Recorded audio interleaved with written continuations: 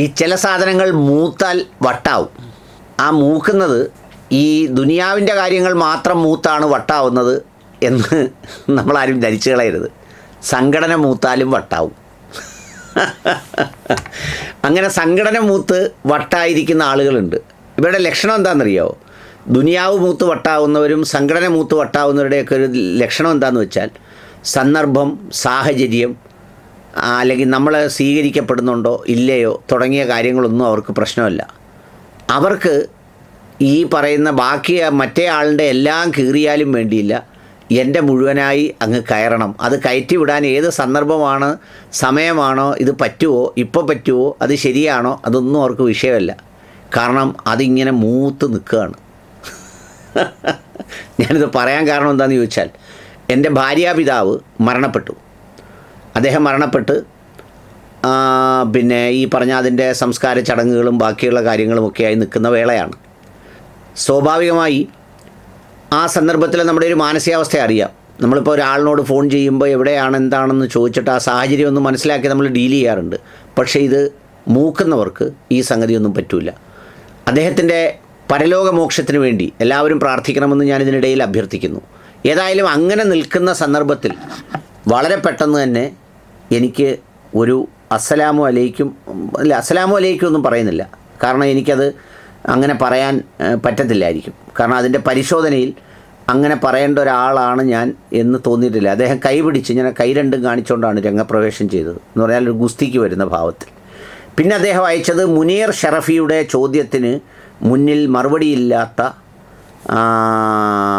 മറുപടിയില്ലാത്ത ഏതാണ്ട് അനിൽ സാറെന്നോ അല്ലെങ്കിൽ എന്തോ ആണ് അതിൽ പറഞ്ഞിരിക്കുന്നത്. എന്ന് പറഞ്ഞാൽ മുനീർ ഷറഫിയുടെ എന്തോ സംഗതി 4000-3000 പേരും കണ്ടെല്ലാം കൂടെ കണ്ട ഒരു വീഡിയോയുടെ കാര്യമാണ് ഈ പറയുന്നത്. അതിൽ ഞാൻ കൃത്യമായിട്ട് അതിനൊക്കെ മറുപടി പറഞ്ഞു പോയിട്ടുണ്ട്. പിന്നെ എനിക്ക് ഇതുപോലെ മൂത്ത് നിൽക്കാത്തതുകൊണ്ട് ഞാനതിൻ്റെ പരുവത്തിന് പറഞ്ഞ് അടുത്ത സ്റ്റേഷനിൽ പിടിക്കും.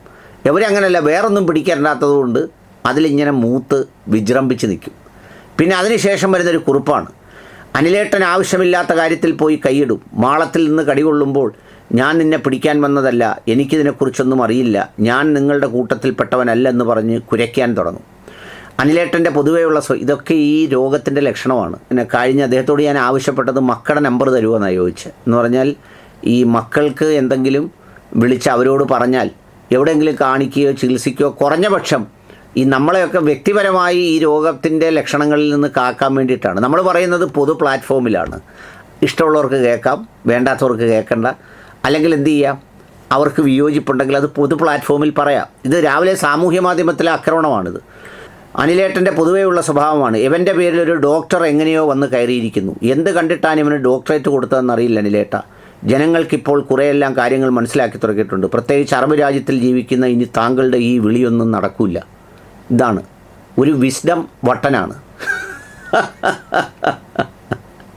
വിസ്ഡമാണെന്ന ചിന്തയിൽ വട്ടായി പോയതാണ്. ഇനി പുള്ളി ആരാണെന്നൊക്കെ പരിചയപ്പെടുത്തുന്നുണ്ട്. ഞാൻ ആ പരിചയപ്പെടുത്തുന്ന വോയിസ് ഒന്നും കേൾപ്പിക്കുന്നില്ല. അനിൽ മുഹമ്മദ് കാക്ക എന്നെക്കുറിച്ച് അറിയണമെങ്കിൽ ഞാൻ നമ്പർ തരാം. ഖത്തർ, ഇന്ത്യ, ഇസ്രായേൽ സെൻട്രൽ, അവിടുത്തെ നമ്പർ വേണമെങ്കിൽ വിളിച്ചു നോക്കൂ. ഞാൻ 37 വർഷം മുമ്പ് ഖത്തറിൽ വന്നപ്പോൾ ഒറിജിനൽ ഖബർ പൂജാരിയായിരുന്നു. എന്ന് വെച്ചാൽ മയ്യത്തുകളെ മാത്രം വിളിച്ച് വഴി തേടുന്ന ഒരു അവിശ്വാസി. ആ സമസ്ത മതത്തിൽ നിന്ന് ഇവിടെ വന്നിട്ട് ഇസ്ലാം സ്വീകരിച്ചു. അള്ളാഹുവിൻ്റെ യഥാർത്ഥം മനസ്സിലാക്കി അറബ് രാജ്യത്ത് വന്നിട്ടാണ് പല കാര്യങ്ങളിലും എന്നൊക്കെ പറഞ്ഞാണ് പുള്ളി പറയുന്നത്. ഇതും ഈ പറഞ്ഞതുപോലെ വട്ടാണ്. എന്നിട്ട് പിന്നെയും പുള്ളി ഇങ്ങനെ എഴുതി നിൽക്കുക. അപ്പം ഞാൻ ഇടയ്ക്ക് ഇങ്ങനെ പുള്ളി ഒന്ന് മൂക്കട്ടെന്ന് വിചാരിച്ച് മൂത്തെന്ന് പറഞ്ഞു. എന്നാലും മുഹമ്മദ് കാക്ക കുറച്ചൊക്കെ അറബ് ലോകത്തുള്ള മുസ്ലിങ്ങളുടെ കാര്യങ്ങളെക്കുറിച്ച് പഠിക്കണം, ഷിയ സുന്നി വിപ്ലവത്തെക്കുറിച്ച് പഠിക്കണം എന്നൊക്കെ പറഞ്ഞാണ് എഴുതിയിരിക്കുന്നത്. ഞാൻ പറഞ്ഞെന്താ അറിയോ, ഇവരെയൊക്കെ ഡീടോക്സിഫൈ ചെയ്തില്ലെങ്കിലുണ്ടല്ലോ, ഈ നമ്മൾ ഫാസിസ്റ്റുകളെന്നൊക്കെ പറയുന്നതിനേക്കാൾ അപകടകാരിയാണ്. ഇവർ ഈ സ്വയം എരിഞ്ഞ് മാനസിക രോഗത്തിൽ അങ്ങ് ഇല്ലാതായിത്തീരുന്ന മനോരോഗികളാണ് ഇവരൊക്കെ. നമ്മൾ പറയത്തില്ലേ ഈ ദുനിയാവിന് പിന്നാലെ ഓടുന്നവർ എന്നൊക്കെ പറയുന്ന പോലെ, ഇത് സംഘടനയ്ക്ക് പിന്നാലെ ഓടുന്ന ആളുകളാണ് ഈ പറയുന്ന വട്ടായി മാറുന്നത്.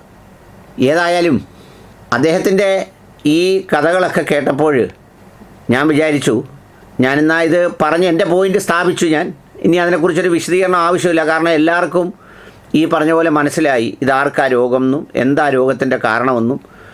വല്ലതും കിട്ടൊക്കെ ഉള്ളതുകൊണ്ടാണ് ഇങ്ങനെ പറയുന്നതെന്നും എന്തെങ്കിലും കിട്ടി അവരും ജീവിച്ചു പോട്ടെ എന്നൊക്കെ ഉള്ള രീതിയിൽ ഒക്കെ ഇങ്ങനെ കേട്ടു. മറ്റ് ചില സംഘടനയുടെ ആളുകൾ എന്നോട് പറഞ്ഞത് അതിന് മൊസദിൻ്റെ ഫണ്ട് അവർക്ക് കിട്ടുന്നുണ്ട്, അതുകൊണ്ടാണ് വിസ്ഡംകാർ ഇങ്ങനെയൊക്കെ ബഹളം വെക്കുന്നതെന്നൊക്കെയാണ് പറഞ്ഞത്. എന്തെങ്കിലും ആവട്ടെ, അതൊന്നും എനിക്ക് സ്ഥിരീകരിക്കാൻ കഴിയുന്ന കാര്യമല്ല. എന്തായാലും ആ വെപ്രാളം വല്ലാത്തൊരു വെപ്രാളമാണ്. അപ്പോഴാണ് ഞാൻ ഈ കഴിഞ്ഞ ഫെബ്രുവരിയിൽ മദീനയിൽ ഇമാമായി ചാർജ് എടുത്ത ഇമാം ഷെയ്ഖ് സാലിഹ് അൽ മിഗാമസി എന്ന് പറയുന്ന മദീനയിലെ ഇമാമിൻ്റെ ഒരു സംഭാഷണം കേട്ടത്. ഈ മറ്റേ ഭ്രാന്തൻ എന്നോട് ചോദിക്കുന്നുണ്ട്, അറബ് അറിയാമോ, അറബ് കേട്ടിട്ടുണ്ടോ, സൗദി പറയുന്ന കേട്ടിട്ടുണ്ടോ എന്നൊക്കെ പറഞ്ഞു. വേണ്ടേ, ഇതാണ് ആ സ്ഥിതി.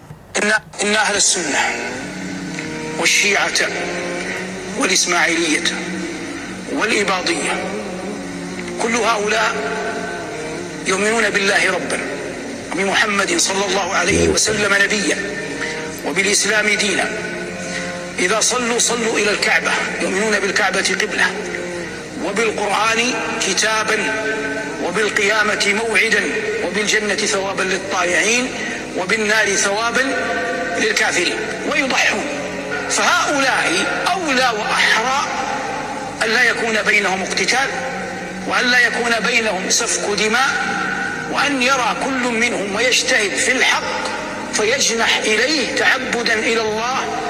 والشيعة والإسماعيلية والإباضية كل هؤلاء يؤمنون بالله ربا وبمحمد صلى الله عليه وسلم نبيا. ഇത് മദീനയിലെ ഇമാം, ഞാൻ നേരത്തെ പറഞ്ഞ ഷെയ്ഖ് സാലിഹ് അൽ മഹാമസി എന്ന് പറഞ്ഞ അദ്ദേഹത്തിൻ്റെ പ്രഭാഷണമാണ്. അദ്ദേഹം പറയുന്നത് എന്താ അറിയോ? സുന്നികൾ, ഷിഈ വിശ്വാസക്കാർ, പിന്നെ അതുകൂടാതെ ഇസ്മായിലിയാക്കൾ എന്ന് പറഞ്ഞാൽ ഈ ഷിഈ വിഭാഗത്തിലെ ഒരു വിഭാഗമാണെന്നാണ് പറയുന്നത്, നമ്മൾ ഈ അഖാഖാൻ എന്നൊക്കെ പറയുന്നത് പോലെ. പിന്നെ അബാലിയാക്കൾ എന്ന് പറയുന്ന ഒരു വിഭാഗത്തെക്കുറിച്ച് പറയുന്നുണ്ട്. അത് ഒമാനിൽ കാണുന്ന ഒരു സവിശേഷമായ വിഭാഗത്തിൽ വരുന്ന, ഒമാനിലൊക്കെ കാണാറുള്ള വിഭാഗമാണ്. ഇവരെല്ലാവരും അള്ളാഹു റബ്ബാണെന്നും പ്രവാചകൻ ആണ് അന്തിമ പ്രവാചകനായ മുഹമ്മദ് നബി സല്ലല്ലാഹു അലൈഹി വസല്ലമയെന്നും കഅബയെ കിബിലയായി അംഗീകരിക്കുന്നവരും ഖുർആനിൻ്റെയും പരലോകത്തിൻ്റെയും സ്വർഗത്തിൻ്റെയും ഒക്കെ കാര്യത്തിൽ വിശ്വാസം പുലർത്തുന്ന, ചേർന്ന് പോകേണ്ട ധാരകളാണ് എന്നാണ് അദ്ദേഹം പറയുന്നത്. വളരെ കൃത്യമായി സൗദിയിലും ഈ പറയുന്ന ബഹ്റൈനിലും മറ്റു പല രാജ്യങ്ങളിലും ഇവർക്ക് പള്ളികളുണ്ട്. ഷിയാക്കൾക്ക് അവരുടെ മതപഠനത്തിനുള്ള അനുവാദം കൊടുത്തിട്ടുണ്ട്, മതപണ്ഡിതന്മാരുണ്ട്. ബാക്കിയുള്ള കാര്യങ്ങളൊക്കെ വളരെ ക്രമമായി നടന്നു പോകുന്നുണ്ട്. പക്ഷേ അതൊന്നും എന്തെങ്കിലും രോമവളർച്ചയുടെ വിഷയത്തിലെങ്കിലും ഒരു തർക്കം ഉന്നയിച്ച് തങ്ങൾ പറയുന്ന രോമത്തിന് സവിശേഷമായ പ്രത്യേകതയുണ്ടെന്ന് സ്ഥാപിക്കാൻ വേണ്ടി ഈ മൂത്ത് ഇറങ്ങിയിരിക്കുന്ന ഈ വിസ്ഡം മൂത്തവരെ പോലെയുള്ള മാനസിക നില തെറ്റിയവർക്ക് ഇതൊന്നും മതിയായതല്ല. അവർക്ക് വീണ്ടും തർക്കിക്കണം, രാവിലെ മുതൽ വൈകിട്ട് വരെ തർക്കിക്കണം. ജിന്നുണ്ടോ ഇല്ലയോ എന്ന് തർക്കിക്കണം, ജിന്നിൻ്റെ നീളവും വീതിയും തർക്കിക്കണം, ചോദിക്കാവോ നോക്കി നിൽക്കാവോ എന്നുള്ളതിനെക്കുറിച്ച് തർക്കിക്കണം. ഇങ്ങനെ തർക്കിച്ചുകൊണ്ടേയിരിക്കണം. ഇതാണ് ഇവരുടെ ഒരു പ്രധാനപ്പെട്ട സംഗതി. പിന്നെ ആരെ ഷഹീദായി പറയണം എന്നുള്ളത് ഇവർ തീരുമാനിക്കും. ഈ കോഴിക്കോട് തൊണ്ടയാടോ മറ്റോ ഷഹീദ് ഹിന്ദ് കുമാരൻ നായർ എന്ന് പറയുന്നൊരു റോഡുണ്ട്. അദ്ദേഹം സുഭാഷ് ചന്ദ്രബോസിൻ്റെ INA മറ്റോ പ്രവർത്തിച്ചിരുന്ന ഒരാളാണ്. അപ്പം അതൊക്കെ ഒരു അസ്വസ്ഥതയെ ഉണ്ടാക്കുന്ന കാര്യമല്ല.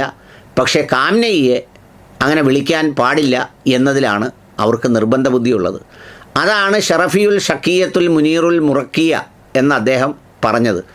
അതിലാണ് ഞാൻ പരാജയപ്പെട്ട് കിടക്കുന്നത്. അതാണ് ഈ മൂത്ത് പിരിയളയിക്കുന്ന ചേട്ടൻ രാവിലെ എൻ്റെ അടുത്ത് വന്ന് ഈ അഭ്യാസം തുടങ്ങിയത്. കഷ്ടമാണ് ചേട്ടാ. ചേട്ടനെ അറിയാമെങ്കിൽ ചേട്ടനൊരു വീഡിയോ ചെയ്യാതെ വെച്ച്, അല്ലാതെ വന്ന് ഈ വാട്സപ്പിനകത്ത് കയറി, നമ്മൾ ഈ വാട്സപ്പ് എന്നൊക്കെ പറയുന്നത് നമ്മുടെ ഒരു സ്വകാര്യമായൊരു ഇടമാണ്. അവിടെ തള്ളിക്കയറേണ്ട കാര്യം അനുവാദമില്ലാതെ തള്ളിക്കയറിക്കൂടാ. മനസ്സിലായില്ലേ പറഞ്ഞേ? അതുപോലെ സന്ദർഭവും സാഹചര്യവും നോക്കി വേണം നമ്മുടെ ഭ്രാന്തെടുക്കാൻ. നമുക്ക് ഭ്രാന്തുണ്ടെന്ന് വിചാരിച്ച് എല്ലാവർക്കും ഭ്രാന്തില്ല. അതുകൊണ്ട് നമ്മുടെ ഈ ഉച്ചഭ്രാന്ത് അല്ലെങ്കിൽ ഈ വികാരഭ്രാന്ത് ബാക്കിയുള്ള മനുഷ്യരോട് എടുക്കുന്നത് കുറച്ചുകൂടി കരുതിയാൽ നല്ലതാണ്. അത്ര മാത്രമേ ഉള്ളൂ. ഇനിയും മനസ്സിലായില്ലെങ്കിൽ മക്കളുടെ ഫോൺ നമ്പർ അയച്ചാൽ ഞാൻ വേണമെങ്കിൽ അതിന് പറ്റുന്ന ഡോക്ടറെയും സജസ്റ്റ് ചെയ്യാം.